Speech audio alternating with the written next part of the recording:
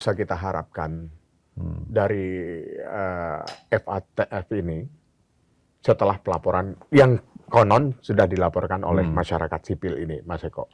Kan banyak sekali laporan yang ya kita ajukan secara di internal lewat peradilan yang kita punya, gagal, kemudian koalisi masyarakat sipil mencoba lewat jalur internasional, tapi kan tidak ada tampak hasilnya, Mas. Tidak ada yang bergerak. Artinya ini akan terus ada berjalan. Pak, yang bergerak ada Pak. Sekarang koalisi masyarakat sipil, saya mendengar tadi ketemu Mas Pung tadi, saya belum buka, itu sudah melaporkan ke FATF, kantor pusatnya. Jadi untuk membatalkan ini. Jadi besok rame pasti di media. Ya kan, udah kirim surat koalisinya. Ada Masyarakat Transparansi Indonesia, ya kan, ICW, saya dengar Selios juga dengar, ya kan, ngirimin semua teman-teman untuk itu. Saya kurang tahu banyak, tapi saya dengar nama itu. Dari koalisi, sebagian dari koalisi masyarakat sipil. Jadi kalau ke depan saran saya, asal usul tetap dicari. Asal usul ya? Ya, asal usul. Atau juga ya, pajak harus bayar. Pajak di depan harus bayar, Pak. Karena Mas Pung bayar pajak. Iya, kita semua bayar pajak. Karena kan kalau kita lihat dengan diperasnya kelas menengah kita, berarti gapnya kita ini kan sudah semakin lebar kalau gitu, Mas Eko. Wah. Jurangnya antara masyarakat miskin dengan masyarakat kelas menengah kita tuh semakin lebar dan bahkan menuju miskin. Menengah pun sudah menuju miskin. Ya. Jadi kalau kita lihat data-data kelompok menengah kayak pegawai dan macam-macam itu udah turun. Simpanan yang di LPS itu dulu saldo rata-rata 100 juta ke bawah itu juga mulai udah menipis. Jadi rakyat Indonesia sudah mantap makan tabungan. Ya kan? Iya. Sementara harga-harga itu terus naik, Pak. Sementara kecepatan kenaikan gaji itu juga lambat dibandingkan dengan kenaikan harga. Contohnya obat, ya kan? Saya beli obat darah tinggi sudah naik 28%, ya kan? Obat udah naik, betul. Sudah naik. Bahan bangunan naik. Iya, naik. Saya tanya, kenapa naik? Kan ini nggak ada unsurnya, dolar naik. Yeah. Emang belinya pakai dolar, saya bilang gitu kan. Enggak, tapi Pak angkutannya beli farmasi 100% pakai dolar, kan gitu. Ya sudahlah gitu kan. Kalau saya nggak minum darah tinggi, ya aku akhirnya minum yang generik aja. Yang generik cuma 14.000 gitu kan. Tapi kalau nggak generik yang lebih mahal. Kalau nanti keberatan dari teman-teman masyarakat sipil yang ke FATF tadi itu direspon, apa bentuk responnya kira-kira, Mas? Apakah harus dibatalkan pasal ini atau seperti apa? Mungkin kalau teman-teman koalisi tadi minta dibatalkan. Minta dibatalkan, oke. Kalau saya komprominya ada di tengah. Ada di tengahnya gini. Ya sudahlah. Uang-uang ini dimasukkan tetaplah. Tapi di-declare. Artinya asal-usul misalnya, asal-usul boleh warisan dari Nabi Sulaiman, gitu kan. Atau asal-usulnya dari pajak lah gitu ya, pajaknya dibayar lah gitu kan, enggak apa-apa, tapi diputin, itu kayak tax amnesty namanya. Nah ini enggak, lebih dari tax amnesty, bebas pajak, bebas ditanya, ya sudahlah, kamu harus membayar sekian atau gitu, tapi tidak ditanya asal-usulnya. Tapi persoalan perdata dan pidana ini rumit buat kita. Betul.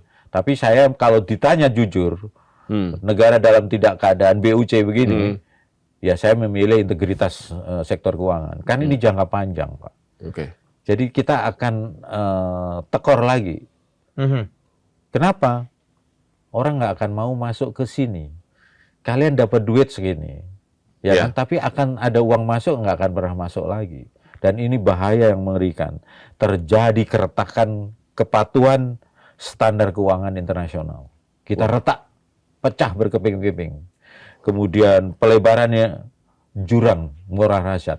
Ayo kita korupsi banyak-banyak. Ya kan? Nanti beli bond bebas. Hukum. Ya kan? Dia ada tanya, memang Danantara boleh bawa duit kerdusan? Ya nggak apa-apa, masukin kerdus saja, ya kan? Masa nggak mau dia, ya kan? Lagi BUC kok, ya kan? Kayak gitu. Itu, Pak. Jadi ini berpotensi besar menjadi binatu uang. Tapi mungkin orang dikejar waktu. Kenapa nggak mau main aman, main sehat, tapi lama? Ya. Ini kan butuh cuman ekonomi 5 tahunan nih, Mas. Iya, 5 tahun. Nah, 5 tahunan kan berarti tidak sabar menunggu 5 tahun biar cepat dapat duit. Ya. Gede. Nanti begitu 5 tahun, terus nggak kepilih lagi misalnya, misalnya, ganti peraturan lagi, ditanya-tanya lagi, ya kan? Kayak TKM ini kan ditanya-tanya lagi, Pak. Iya kan?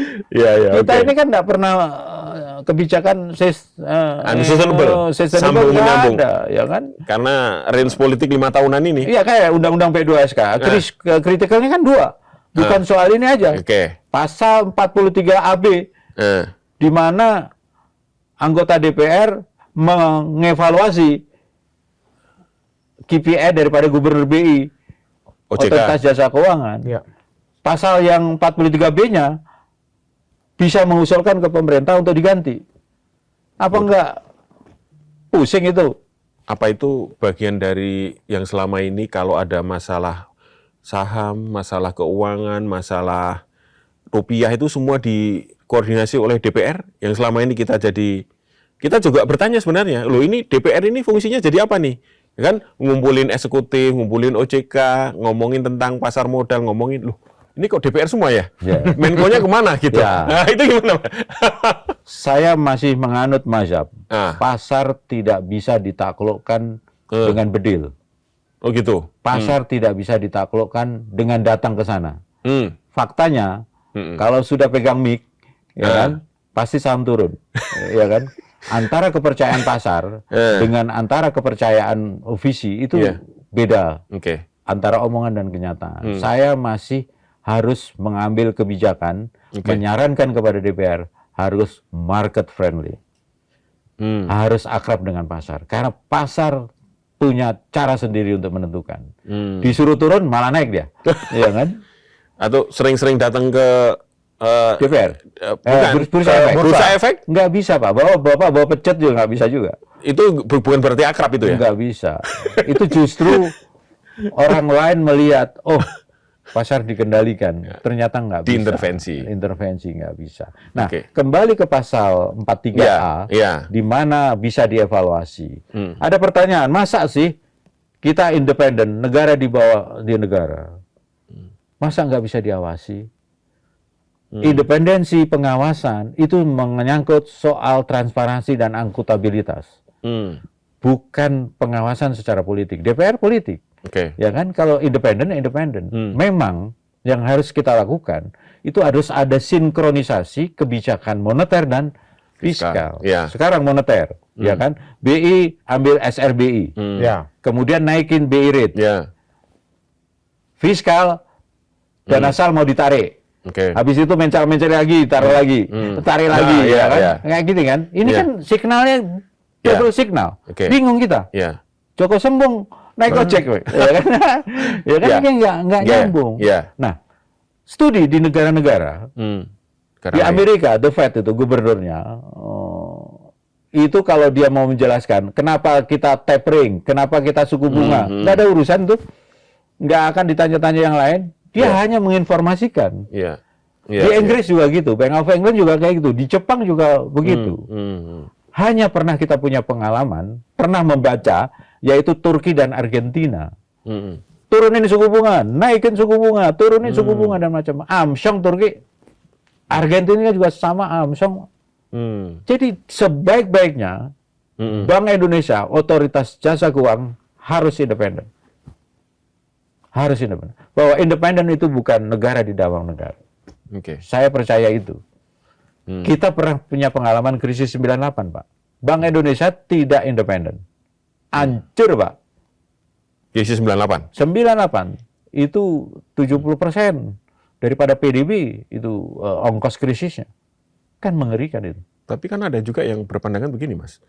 Ini kenapa rupiah kita berat, terus kemudian ekonomi kita berat karena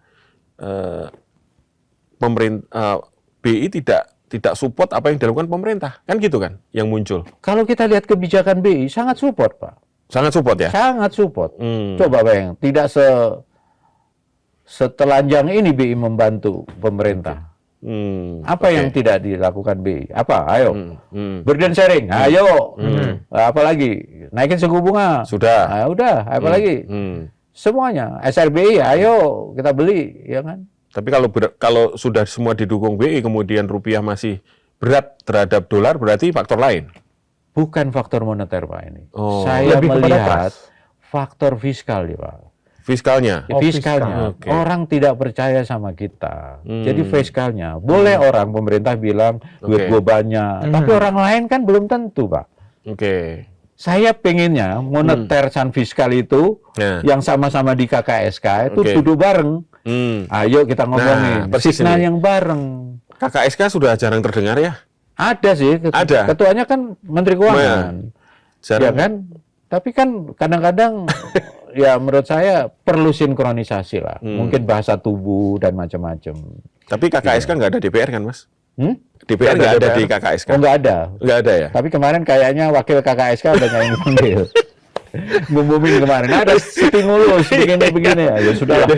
Jadi makanya sepertinya KKSK jadi jarang terdengar ya akhirnya karena sudah tidak ada lagi koordinasi antara fiskal dan moneter gitu ya Mas Eko. Ada sih koordinasi ada. Ada. Cuma signalnya nggak kelihatan.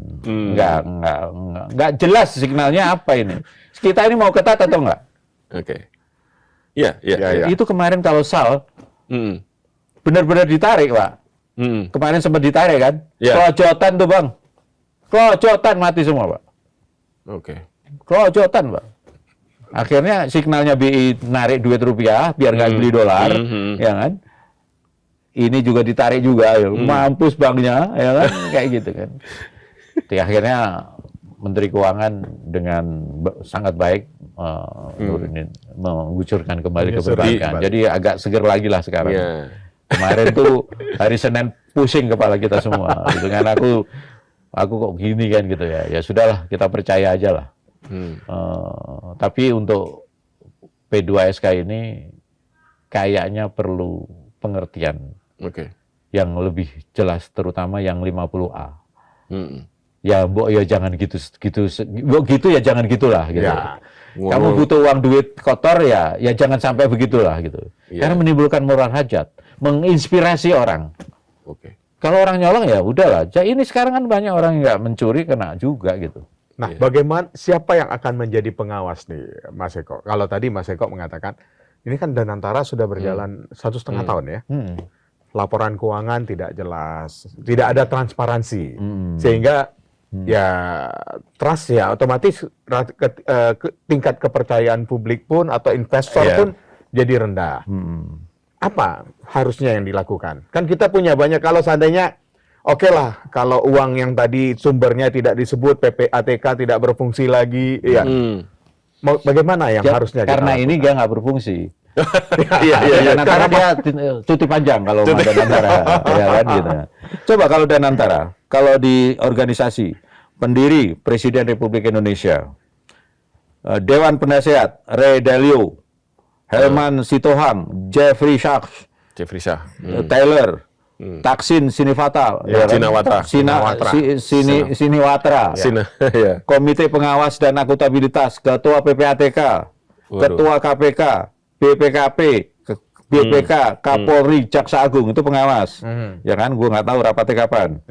Kemudian Dewan Pengawas, BPI Danantara, Erick Thohir, Jamari Caniago, Yusri Samahendra, Erlangga, Pratekno, Agus Harimukti Yudhoyono, Abdul Muhaimin Iskandar, Zulkifli Hasan, Purbaya Yuda, Prasetyo Adi, Board of Director, ya kan, Rosan, Doni Oskaria, Pandu Saril, Sigit Puji Santoso, Managing Director. Ada lagi Managing Director. Banyak lah pokoknya. Ini semuanya ada 59. Dan ini mudah-mudahan digaji semua. Ya kan? Mudah-mudahan. Dengan standar Temasek. Harus kaya dan harus kaya. Ya kan, cuma kita hasilnya mana kan gitu. Tinggal kita tagih nanti. Iya, kita tagih. Ya kan, coba sekarang Danantara mau menciutkan jumlah BUMN. Menjadi berapa itu? 300 atau berapa itu? Itu kan menciptakan pengangguran. 2 Dari 1.000 itu jadi berapa itu? Ya. Minimal direktur ada komisaris, Ya. belum karyawan. Hmm. Ini baru dipikirin juga, Pak. Betul. Artinya ya benar-benar yang teori yang Mas Eko sampaikan hanya menilai BUMN rugi, tapi tidak bisa mencari solusi bagaimana supaya BUMN itu untung. Untung. Ini tahunya ini rugi karena begini-begini, ini begini, gini-gini. Ini kejahatan, tata kelola nggak baik. Kita tanya tata kelolamu mana? Ini kan nggak bisa kita biarkan seperti ini terus, Mas. Apa? Mungkin Mas Eko rekomendasi mitigasinya. Ya saya cuma bisanya nulis sama nomen. Iya, iya. Karena fungsi saya kan tidak membenahi. Ya, betul. Fungsi saya mengingatkan saja dengan cara baik, membangun dengan niat baik. Ini terus terang kita niatnya baik, Ya. ya kan? Sangat baik. Kita percaya Mas Eko orang baik soalnya. Orang baik karena Tulisannya tajam-tajam tapi. ya. Mas, ini apakah ada hubungan soal tata kelola tadi yang dari mulai pasal 50A terus mulai apa yang soal BI sama fiskal moneter? Apakah ini berpengaruh terhadap yang baru-baru saja dirilis daya saing kita turun? Ya. Sama MSCI masih menggantung nih, menyandra ya? Ya. Nah, apa ada kaitannya dengan itu? Apakah mereka juga menilai itu juga? Ya. Doing business kan. Nah, doing business betul. Bisnis di Indonesia kenapa lebih susah sekarang? Betul. Makin sulit lah. Makin sulit. Oke. Turun kan dari 42 ke 48. Iya. Iya, kan? benar. Kita kalah sama Filipina. Benar. Padahal Filipina itu ngeri banget. Iya. Nah, itu kita bisa bayangkan. Hmm. Itu yang nilai orang lain. Ya. Ya kan? Bukan kita. Iya, Ya betul. kan? Saya percaya itu. Orang Susah, Pak. orang luar menilai kita. Menurut Pak. Jadi kalau kondisi susah, masyarakat susah. Jadi apa aja dimintain, Pak. Ya kan? Iya, iya, iya. Ya kan puntung rokok pun bisa diambil ya sekarang. Sekarang ada lagi orang ambil puntung rokok juga loh, Pak. Iya, iya, iya. Aku udah lama nggak denger. Itu zaman dulu banget itu Iya, ya. udah lama Puntung nggak rokok. denger. Sekarang udah di ini lagi. Jadi aku lihat teman, Bapak Bang cari puntung rokok. Waduh. Padahal Pak lebih susah Pak sekarang. Karena orang nggak mau rokok kretek Pak. Hmm. 3 gabusnya aja gitu kan. Ya, bener. Tapi memang kita harus, saya pengen Danantara maju. Oke.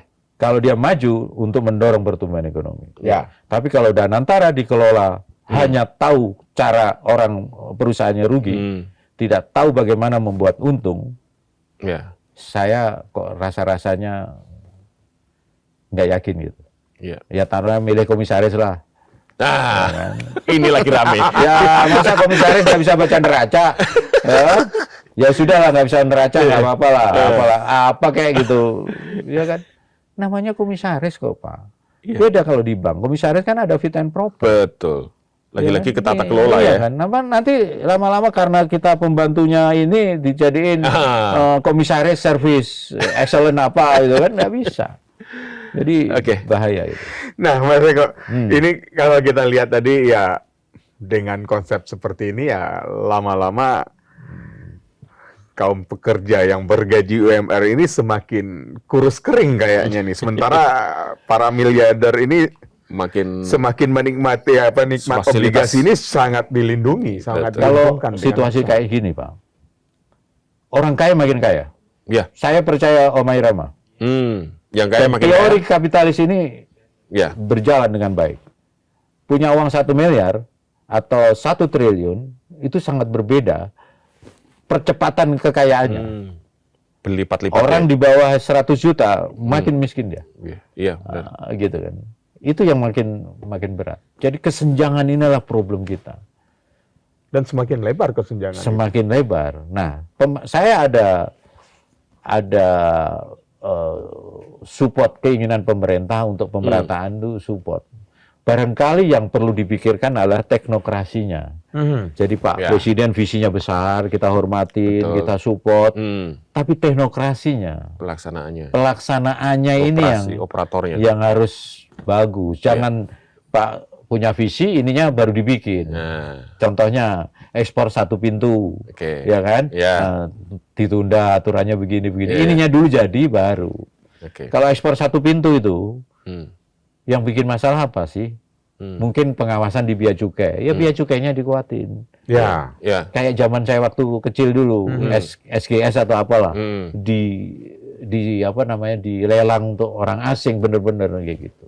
Gitu menurut saya. Jadi kita jangan banyak menimbulkan lembaga baru gitu. Gitu. semakin besar pembekakan kalau saat ini semakin banyak lembaga baru yang akan dibentuk.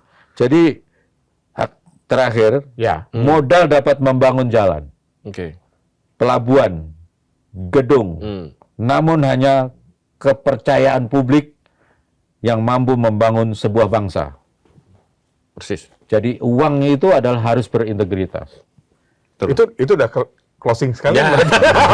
Kesimpulannya udah ya. Karena udah kesimpulannya itu. Oke. Baik Mas Eko, terima kasih karena saya yang buka, mau tidak mau di program ini saya juga yang menutupnya. Karena tadi walaupun statement Mas Eko tadi sudah bagian dari closing sebenarnya.